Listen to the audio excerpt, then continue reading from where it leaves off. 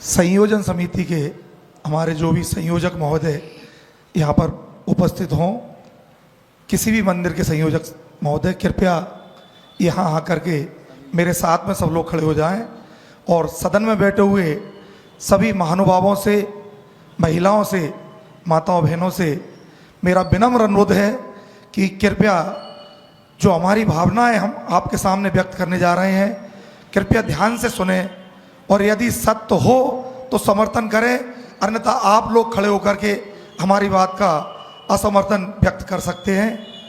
चलो संत श्रोमणी आचार्य भगवान श्री विद्यासागर जी महामुनि राय जी की, आचार्य भगवान श्री समय सागर जी महामुनि राय जी की, ज्येष्ठ से निर्यापक श्रमण श्री योग सागर जी महामुनि राय जी की, समस्त आचार्य संघ की। महानुभाव, उपस्थित सदन, आज ये पूरा जैन समाज, पूरे भारतवर्ष का जैन समाज बहुत ही कठिन दौर से गुजर रहा है।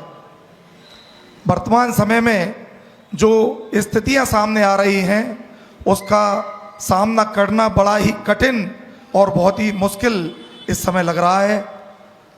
विगत दिनों में 16 तारीख को संतोष पटना के द्वारा जो अशोकनगर के बड़े मंच से जैसे शब्द बोले गए थे, उन शब्दों की भत्सना भारतवर्ष के लगभग 100 समाजों ने अपने वक्तव्यों के द्वारा और अपने पत्रों के द्वारा, अपने व्हाट्सएप मैसेज के द्वारा पूरे भारतवर्ष में सबको जानकारी दी।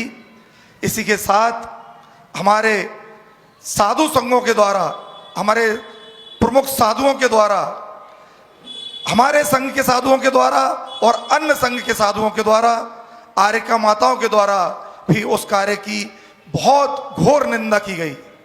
और उसी निंदा के क्रम में हम लोगों ने, प्रबंधकारिणी समिति ने मीटिंग में निर्णय लिया कि एक निंदा प्रस्ताव उनके खिलाफ निकाला जाए, समाज के सामने रखा और इस पूरे सदन ने उस निंदा प्रस्ताव की हमको स्वीकृति दी और निंदा प्रस्ताव हमने पूरे देश के समक्ष, पूरे साधुओं के समक्ष रखा।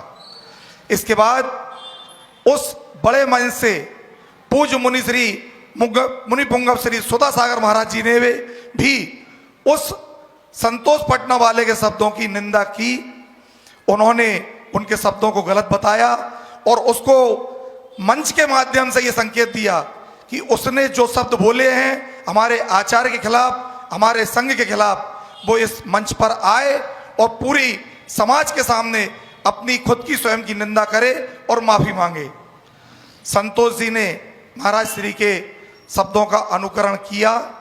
कल स्वयं संतोष पटना उस मंच पर आए और उन्होंने अपने शब्दों की निंदा तो की, लेकिन जैसे एक बालक, हठी बालक होता है ना, हठी बालक की तरह उसने निंदा तो की, लेकिन फिर भी उसने कुछ उद्दंडता वहां पर करी।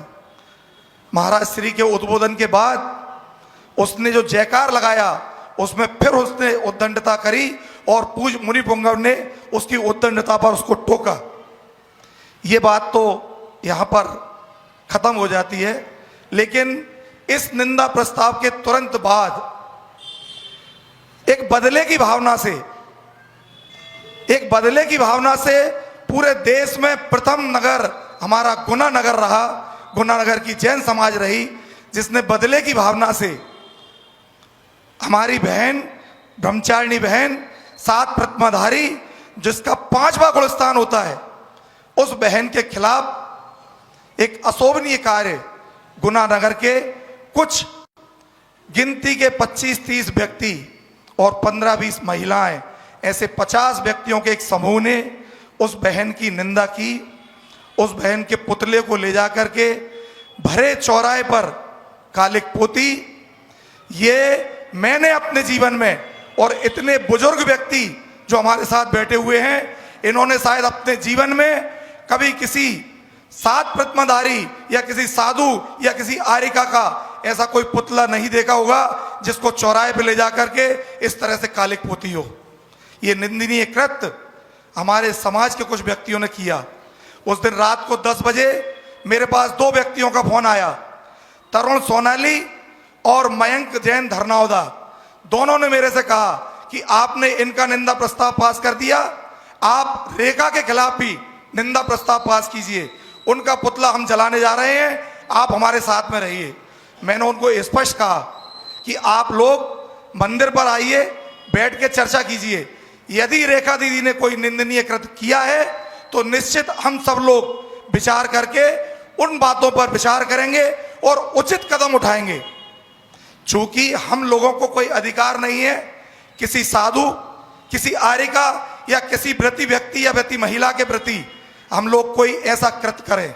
आगम ने हमको ऐसी आज्ञा कथा भी नहीं दी है। यदि कोई साधु, कोई आर्यिका, कोई व्रती ऐसा कोई गलत काम करता है तो हम लोगों को मुनि पुंगव ने बार बार बताया है, हम लोगों को सिर्फ इतना अधिकार है कि हम उनसे बड़े आचार्य, उनसे बड़े साधु जो भी हैं, उनको जा करके उन व्यक्ति का कृत्य जो उन्होंने किया है उनको बताएं। सजा देने का अधिकार सिर्फ हमारे आचार्यों को है, हम समाज जनों को, व्रतियों को सजा देने का कोई अधिकार नहीं है। गुनाह में प्रथम निर्यापक श्रवण, पूज्य योग सागर महाराज जी बैठे हुए हैं। यदि हमको कोई काम करना था तो हम लोग उनके पास आते, उनके सामने बताते कि ऐसा ऐसा हुआ है, और हम उस बात पर पूरा विचार करते कि ये काम उन्होंने किया है या नहीं किया है। आज वर्तमान समय में 2 पक्ष नहीं, 3 पक्षों में समाज बढ़ चुकी है। 2 पक्ष तो चल ही रहे हैं, लेकिन तीसरा पक्ष एक ऐसा पक्ष तैयार हो गया है जो सिर्फ साधुओं को और समाज को लड़वाने का काम कर रहा है। इस तरह के मैसेज, इस तरह के व्हाट्सएप पर निकाल रहा है कि वो किसी साधु के खिलाफ लिखता है, वो इस साध्वी के खिलाफ लिखता है, वो इस समाज के खिलाफ लिखता है, और हम लोग उन व्हाट्सएप के माध्यम से सिर्फ एक दूसरे पर लड़ाई छींटाकशी कर रहे हैं।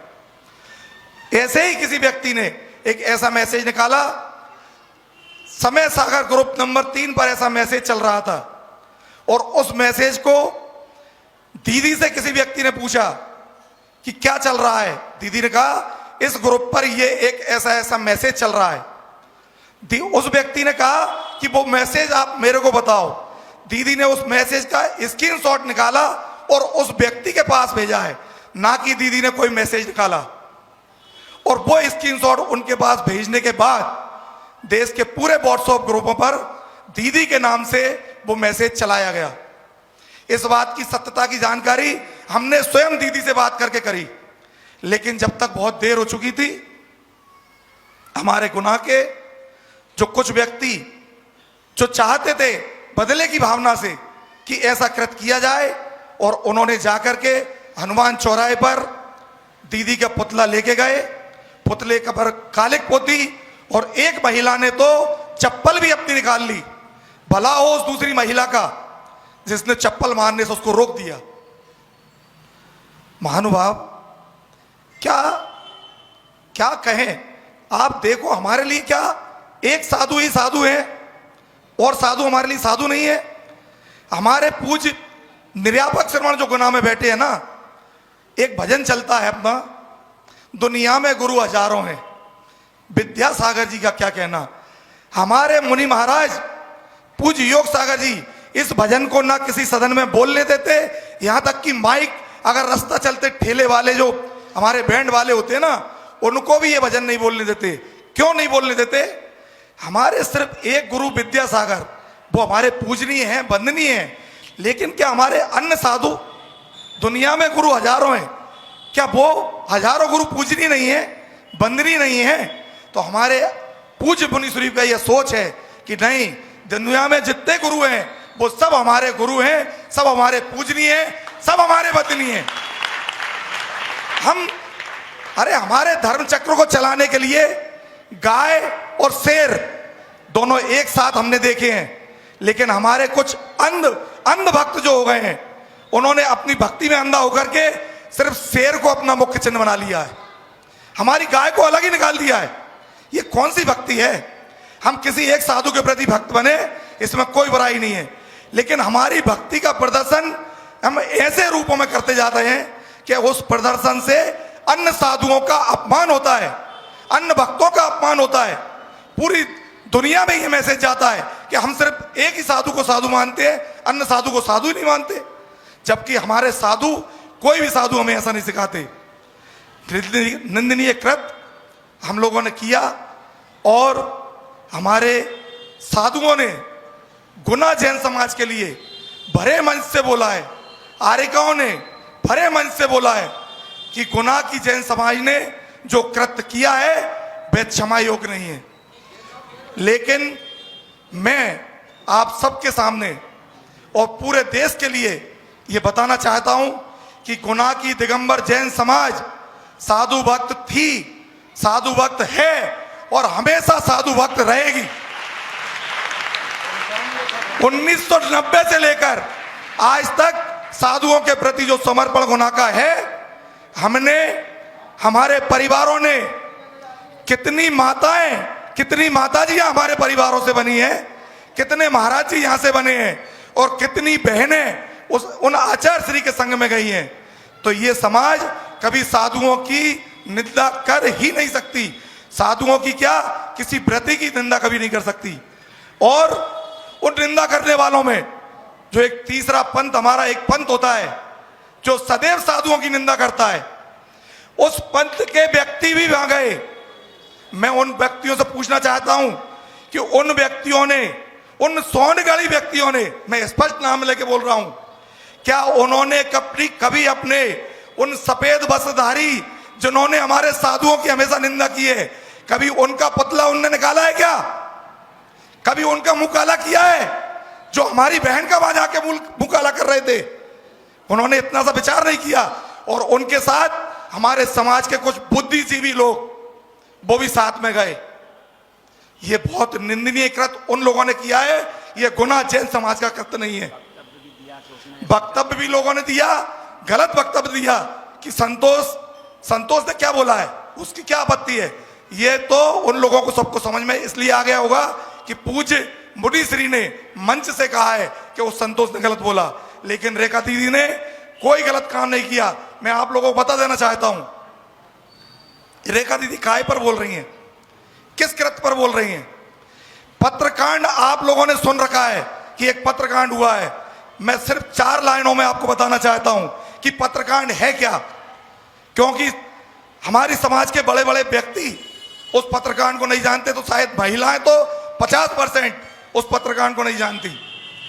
पत्रकांड वो कांड है 2022 में जब पूज्य अक्षय सागर महाराज जी गुना में विराजमान थे, उस समय पर किन्हीं व्यक्तियों के द्वारा आचार्य भगवान और उनके परिवार के जो आचार्य समय सागर जी और वर्तमान में ज्येष्ठ निरापक पूज्य मुनि श्री योग सागर जी हैं, इन तीनों महाराज के खिलाफ ऐसे घिनौने शब्दों का उपयोग करते हुए, जिनको सुनने में, जिनको बोलने में हमको शर्मिंदगी महसूस हो, ऐसे शब्दों का उपयोग करते हुए लगातार 7 खुले पत्र लिख करके साधुओं के पास और समाज के प्रमुख व्यक्तियों के पास भेजे गए।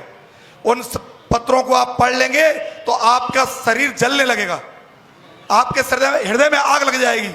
और उन पत्रों को लिखने वाला व्यक्ति जब पूज्य आर्यिका दृढ़मती माता जी के पास पत्र पहुंचे, उन्होंने बहन रेखा दीदी से कहा कि बहन, आखिर ये पत्र कौन डाल रहा है, तुम पुलिस डिपार्टमेंट में रही हो इसलिए इनका पता लगाओ। उन बहन ने आर्यिका दृढ़मती माता जी के कहने से अपनी सीबीआई तरीके से उन्होंने सीसी कैमरे लगाए पोस्ट ऑफिस के डिब्बों पर, जहां सागर में ये पत्र डाले जाते थे, और वहां पर पत्र डालते हुए उस व्यक्ति की सीसी कैमरे में फुटेज बकायदा उन दीदी के पास रखी हुई है। जब उस व्यक्ति की फुटेज आ गई तो उसके खिलाफ एफआईआर लिखाई गई। एफआईआर में गुना समाज की ओर से प्रबंध कारिणी समिति गुना ने भी एफआईआर लिखाई कि ऐसे व्यक्ति को, उस व्यक्ति का नाम, मेरे साथी लोग बोल रहे हैं, उस व्यक्ति का नाम भी आपको बता रहा हूं। वो व्यक्ति जो पत्र डालते हुए पकड़ा हुआ है, हेमू, सुरेंद्र हेमू नाम का व्यक्ति है, जो ललितपुर का निवासी है। ललितपुर से जाकर के और सागर में गुपचुप पत्र डालता था। वो जब पकड़ा हुआ, उसने उसके साथियों का नाम बताया, उसमें मुन्ना लाल वकील जो ललितपुर के हैं उसका उन्होंने नाम बताया, और एक गदिया व्यक्ति, गदिया परिवार से ईशान गदिया, उसका उसने नाम बताया कि इन पत्रों पर डालने पर 40,000 रुपए मुझे हर पत्र के डालने पर मिलते थे।